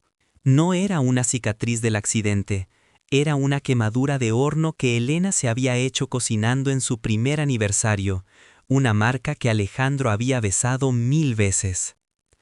El mundo de Alejandro Rivas se desintegró en ese instante, la realidad se invirtió. La mujer que tenía enfrente, la empleada doméstica a la que había tratado con indiferencia, la extraña a la que había temido, llevaba en su piel la historia de su matrimonio. «Alejandro», dijo ella. No fue un grito, no fue una pregunta, fue una afirmación. Al pronunciar su nombre, algo se rompió dentro de la mente de Clara. Sus ojos, antes llenos de confusión, se fijaron en los de él con una intensidad repentina y dolorosa. El muro de la amnesia, golpeado por la música, por la presencia de Sofía y por el contacto físico, acababa de sufrir su primera grieta estructural grave. Pero antes de que pudieran procesar el abismo que se abría ante ellos, el sonido de sirenas comenzó a aullar en la distancia, acercándose rápidamente a la mansión. Marcos no solo había llamado para informar, había seguido el protocolo de seguridad nivel 5 ante la sospecha de una intrusión hostil. La policía estaba en camino. Y con ellos, la inevitable exposición de un secreto que alguien había pagado millones para mantener enterrado. Alejandro miró a la mujer que podría ser su esposa resucitada, luego a su hija que observaba la escena con los ojos muy abiertos y comprendió que el verdadero peligro no era Clara. El verdadero peligro era quienquiera que hubiera orquestado este cambio de identidad, quienquiera que hubiera falsificado la muerte de Elena y la hubiera convertido en una sirvienta en su propia casa. Y ese arquitecto invisible, ese titiritero cruel, aún estaba ahí fuera, moviendo los hilos. «Tenemos que irnos», dijo Alejandro, tomando una decisión instantánea que cambiaría sus vidas para siempre. «Ahora». Pero ya se oía el chirrido de neumáticos sobre la grava de la entrada. No era la policía local. A través del ventanal, Alejandro vio 3 camionetas negras sin matricular bloqueando el acceso. Hombres armados descendían con precisión militar. No venían a arrestar a Clara, venían a borrar el error.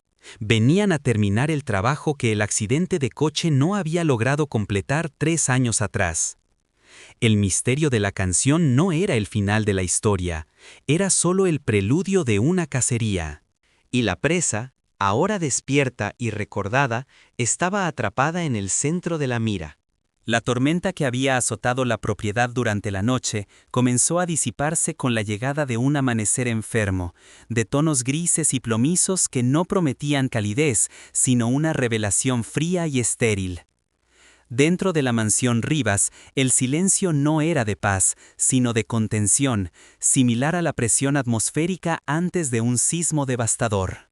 Alejandro Rivas no había dormido.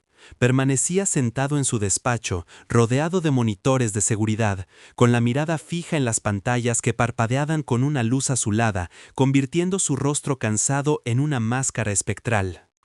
La obsesión había dejado de ser una sospecha para convertirse en una certeza tóxica. Durante las últimas 4 horas, el millonario había repasado cada grabación de las cámaras de seguridad de las últimas semanas. Buscaba un error. Buscaba la grieta en la actuación perfecta de Clara Martínez.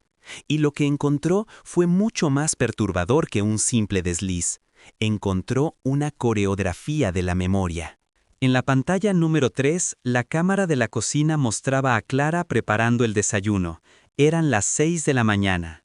Sus movimientos eran mecánicos, eficientes, pero había detalles microscópicos que, vistos en sucesión, formaban un patrón aterrador.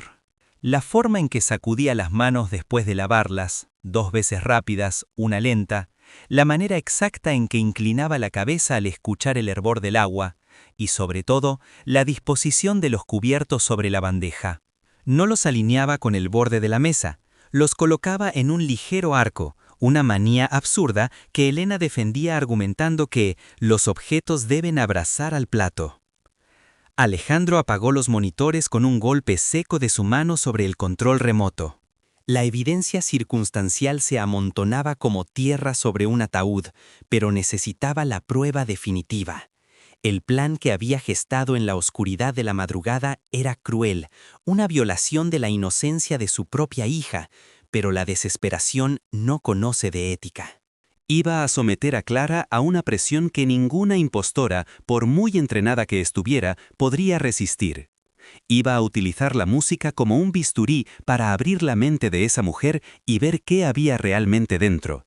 Al bajar las escaleras, el sonido de sus propios pasos le pareció ajeno, como si fuera un verdugo caminando hacia el cadalso. En la cocina, el aroma a café recién hecho y pan tostado saturaba el aire, un olor a hogar que contrastaba violentamente con la tensión que electrizaba el ambiente. Clara se giró al verlo entrar. Su rostro, lavado y sin maquillaje, con el cabello recogido en ese moño severo que parecía estirar la piel de sus sienes, era inescrutable. «Buenos días, señor Rivas», dijo ella. Su voz mantenía ese tono servicial, neutro, diseñado para ser invisible.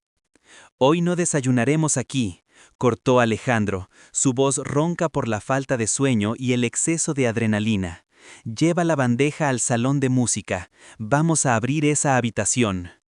Hubo una pausa. Un microsegundo de vacilación donde los ojos de Clara, oscuros y profundos, parecieron perder el foco, como si una orden interna hubiera entrado en conflicto con su programación consciente. Sin embargo, asintió sumisamente. «Como ordene, señor». Alejandro fue en busca de Sofía. La niña, ajena al drama psicológico que se tejía a su alrededor, lo recibió con una sonrisa frágil. La pequeña había sentido la perturbación en la casa. Los niños, como los animales, perciben las tormentas antes de que el cielo se oscurezca. «Papá, ¿por qué estás tan serio?», preguntó Sofía mientras él la ayudaba a ponerse las zapatillas. «Tenemos que practicar, Sofía. Hoy es un día importante. Quiero que toques para mí. Quiero que toques como mamá te enseñó». El salón de música era un mausoleo de recuerdos. Al descorrer las pesadas cortinas de terciopelo, la luz grisácea del exterior invadió el espacio, revelando las partículas de polvo danzando en el aire estancado. El piano de cola, un Steinway negro que había sido la extensión del alma de Elena, dominaba el centro de la habitación como una bestia dormida. Clara entró con la bandeja. Sus manos no temblaban, pero sus pasos eran más cortos, más cautelosos. Dejó el servicio sobre una mesa auxiliar y se dispuso a salir, pero la voz de Alejandro restalló como un látigo. «No te vayas, Clara, quédate. Necesito que limpies las molduras de las ventanas mientras practicamos. Quiero que todo esté perfecto». Era una orden absurda, una excusa transparente. Clara se detuvo en seco. Su espalda se tensó, visible bajo la tela barata de su uniforme gris. No protestó. Tomó un paño de su delantal y se dirigió hacia las ventanas, dándole la espalda al piano. Pero Alejandro sabía que cada nervio de su cuerpo estaba sintonizado con lo que iba a suceder. Alejandro sentó a Sofía frente al teclado. La niña miró las teclas blancas y negras con intimidación. Hacía 3 años que no se sentaba allí con seriedad. Sus pies apenas rozaban los pedales.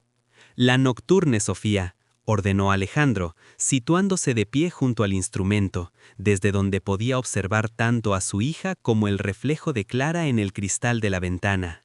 La versión que mamá hizo para ti. Empieza. Sofía colocó sus manos pequeñas sobre el marfil frío. Dudó. Sus dedos, faltos de práctica y memoria, pulsaron el primer acorde. Fue torpe, desafinado, carente de ritmo. El sonido reverberó en la sala acústica con una fealdad dolorosa. «No, no, así no», dijo Alejandro elevando la voz deliberadamente. «El tempo está mal. Es andante, Sofía. Hazlo bien». La niña lo intentó de nuevo. Tropezó en la misma nota. La frustración comenzó a llenar sus ojos de lágrimas. «Me olvidé, papá. No me acuerdo», sollozó la pequeña. «Tienes que acordarte», gritó Alejandro, golpeando la tapa del piano con la palma de la mano. El estruendo hizo que Sofía se encogiera de miedo. Era un acto de crueldad calculado. Alejandro necesitaba provocar dolor para generar una reacción. Necesitaba despertar al instinto maternal, esa fuerza primitiva que supera cualquier amnesia, cualquier entrenamiento, cualquier mentira. En el reflejo de la ventana, Alejandro vio que Clara había dejado de limpiar. Estaba inmóvil, con el paño apretado en su puño, su respiración agitándose visiblemente. «¡Otra vez!», insistió Alejandro, implacable. «Si no la tocas bien, no saldremos de aquí». Sofía atacó las teclas con desesperación, creando una cacofonía de notas erráticas, llorando abiertamente. Fue entonces cuando el dique se rompió. El sonido del paño cayendo al suelo fue apenas un susurro, pero marcó el cambio de realidad en la habitación. Clara se giró. No había sumisión en su rostro, no había miedo al patrón. Había una urgencia ciega, visceral. Cruzó la habitación en 3 zancadas largas, ignorando la presencia de Alejandro, ignorando su propia posición, ignorando las consecuencias. ¡Basta! Su voz no era el susurro tímido de la empleada. Tenía resonancia, tenía autoridad. Clara se sentó en la banqueta, desplazando suavemente a Sofía hacia un lado con su cadera, pero sin apartarla del todo. Sus manos, rojas y ásperas por el cloro y el trabajo duro, volaron hacia el teclado. «No llores, mi vida. Mira, es así. Las manos son mariposas, ¿recuerdas? No arañas, mariposas». Y entonces tocó. No fue un tintineo amateur, fue una explosión de técnica y emoción. Los primeros compases de la Nocturne Op. 9 número 2 de Chopin llenaron la sala, pero no era la versión estándar. Era la adaptación simplificada, con un arreglo específico en la mano izquierda para acompañar una melodía más lenta en la derecha, un arreglo que solo existía en las partituras manuscritas de Elena Rivas, partituras que habían ardido, supuestamente, en la chimenea hace años. Alejandro sintió que el suelo desaparecía bajo sus pies. El aire se escapó de sus pulmones. Observaba las manos de la mujer de la limpieza, manos dañadas, con las uñas cortas y la piel seca, pero que se movían con una elegancia aristocrática, con una memoria muscular que residía en los huesos, no en la mente consciente. Sofía dejó de llorar instantáneamente. Miró las manos de Clara, luego subió la vista hacia su rostro. La niña no veía las cicatrices tenues, no veía la ropa de servicio, veía el movimiento. Reconocía la energía. «Mamá», susurró Sofía. La palabra cayó como una sentencia en la habitación. En ese instante, Clara pareció despertar de un trance. Sus manos se congelaron sobre las teclas, dejando el último acorde suspendido en el aire. Miró sus propios dedos con horror, como si fueran alienígenas, como si hubieran actuado por voluntad propia traicionando su anonimato. Su respiración se volvió errática, hiperventilando. Alejandro reaccionó. El shock dio paso a una furia protectora y a una necesidad desesperada de verdad. Agarró a Clara por los hombros y la levantó de la banqueta, apartándola de la niña. «¿Quién eres?», bramó, sacudiéndola. «Deja de mentir. ¿Quién demonios eres?». Clara negaba con la cabeza, sus ojos desorbitados llenos de lágrimas de pánico puro. «No lo sé», gritó ella, y su acento se quebró. El deje rural y humilde desapareció, reemplazado por una dicción clara, culta, aterrorizada. «Juro por Dios que no lo sé. Mis manos, ellas simplemente se movieron. Señor Rivas, por favor, me duele la cabeza». Clara se llevó las manos a las sienes, gimiendo de dolor, colapsando sobre sus rodillas. Era la imagen de una mente fracturándose en tiempo real, el muro de la amnesia disociativa derrumbándose ante el impacto emocional. El teléfono de Alejandro, que había dejado sobre el piano, comenzó a vibrar con violencia. El nombre en la pantalla era Marcos Valdés. Alejandro contestó, poniendo el altavoz, sin dejar de mirar a la mujer que se retorcía en el suelo. «Dime que tienes algo, Marcos», dijo Alejandro, su voz temblando. «Dime que esto tiene una explicación lógica o voy a perder la razón». La voz del investigador privado llenó la sala, tensa, rápida, cargada de datos que cambiaban la historia para siempre. «Alejandro, saca a la niña de ahí. Escúchame bien. He hackeado los servidores privados de la clínica Sanctuary en Zúrich. No estamos buscando a una estafadora. Estamos ante un crimen de una magnitud que no imaginábamos». «Ve al grano, maldita sea». «La mujer que tienes ahí, Clara Martínez, ingresó en la clínica hace 3 años y 2 meses. Llegó como un código, paciente X, transferida desde una unidad de quemados en la frontera. Tenía el 60% del cuerpo afectado y traumatismo cráneoencefálico severo con pérdida total de identidad. Alguien pagó 4 millones de euros por una reconstrucción completa. Nueva cara, nuevas huellas dactilares mediante injertos, nuevas cuerdas vocales». Alejandro miraba a Clara. Clara miraba el suelo, temblando, escuchando su propia historia clínica como si fuera un cuento de terror. «¿Quién pagó?», preguntó Alejandro, sintiendo un frío sepulcral recorrerle la columna. «Una corporación fantasma.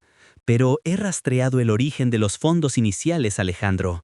La transferencia se hizo 48 horas después del accidente de coche. ¿Y la orden de pago?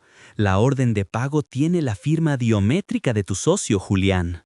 El nombre golpeó a Alejandro como un puñetazo físico. Julián, su mejor amigo, el padrino de Sofía. «Pero eso no es lo peor», continuó Marcos, su voz acelerándose. «Revisé el informe de la autopsia del accidente, el original, no el que te entregaron. Los restos en el coche, el ADN no era concluyente».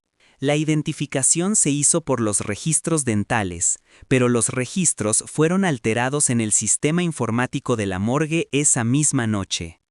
«Alejandro, hay un 99% de probabilidad de que la mujer que enterraste fuera una desconocida que viajaba en el otro vehículo involucrado». Alejandro dejó caer el teléfono sobre la alfombra. El mundo giraba. La realidad se reconfiguraba ante sus ojos. No era una doble, no era una actriz. Se arrodilló frente a Clara. Ella levantó la vista. El terror en sus ojos estaba dando paso a algo más profundo, una confusión abismal, como si estuviera mirando a través de un túnel oscuro y viera una luz al final que le resultaba dolorosamente familiar. «Alejandro», balbuceó ella. «No, señor Rivas, Alejandro». Él le tomó la muñeca izquierda. Con dedos temblorosos, empujó la manga del uniforme gris hacia arriba. La piel estaba marcada por cicatrices quirúrgicas, mapas de dolor y reconstrucción. Pero allí, en la cara interna, justo donde el reloj solía cubrir la piel, había una pequeña marca en forma de media luna. Una quemadura vieja, blanca y nacarada. Una quemadura de horno que se había hecho cocinando una tarta de manzana para su primer aniversario. No había cirugía en el mundo que pudiera replicar la imperfección exacta de ese recuerdo. «Elena», susurró él, y la palabra salió cargada de 3 años de luto, de dolor, de noches vacías. La mujer parpadeó. Una lágrima solitaria recorrió su mejilla reconstruida, una mejilla que no era la suya, pero que lloraba con el alma de su esposa. Me duele recordar, dijo ella, su voz rompiéndose. Hay mucho ruido en mi cabeza, el coche, el fuego. Julián dijo que tú me querías muerta, dijo que tenía que esconderme. Dijo que si recordaba, tú matarías a Sofía. La revelación fue el último clavo. Julián no solo había intentado matarla, al fallar la había secuestrado, le había borrado la cara y la memoria, y la había devuelto a su propia casa como una esclava, torturándola con la proximidad de una vida que no podía tocar, convencida de que su propio esposo era el monstruo. Era un nivel de sadismo psicopático que Alejandro no podía procesar. «Papá, hay hombres afuera», dijo Sofía con voz pequeña desde la ventana. Alejandro levantó la vista. A través del cristal vio 3 camionetas negras sin placas derrapando sobre la grava de la entrada principal. Hombres armados, vestidos con equipo táctico, descendían con la precisión de un comando de exterminio. La llamada de Marcos había disparado alguna alarma silenciosa en la red.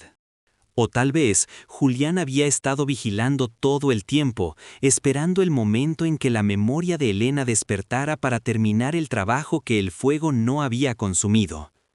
«Escúchame, Elena», dijo Alejandro, agarrando el rostro de su esposa con ambas manos, obligándola a mirarlo. «No tenemos tiempo para el miedo. Eres Elena Rivas. Eres mi esposa, y nadie va a volver a tocarte». Se puso de pie, arrastrando a Elena consigo, y corrió hacia Sofía, cargándola en brazos. «Al sótano», ordenó, «al pasadizo de la bodega». Mientras corrían hacia la salida de servicio, el sonido de los cristales de la entrada principal, estallando bajo el impacto de un ariete, resonó en toda la casa. Los gritos de los intrusos llenaron el vestíbulo. Alejandro Rivas, el millonario que había buscado la verdad, acababa de encontrarla, pero el precio era una guerra. Mientras empujaba a su familia hacia la oscuridad protectora de los túneles subterráneos, comprendió que el misterio de la señora de la limpieza había terminado, pero la batalla por sus vidas acababa de comenzar. La canción de cuna había sido la llave, pero ahora el sonido dominante sería el de la supervivencia. Y en la oscuridad del túnel, mientras cerraba la puerta blindada tras de sí, Alejandro juró que el mundo ardería antes de que volvieran a quitarle a su familia. Fin de la parte 5.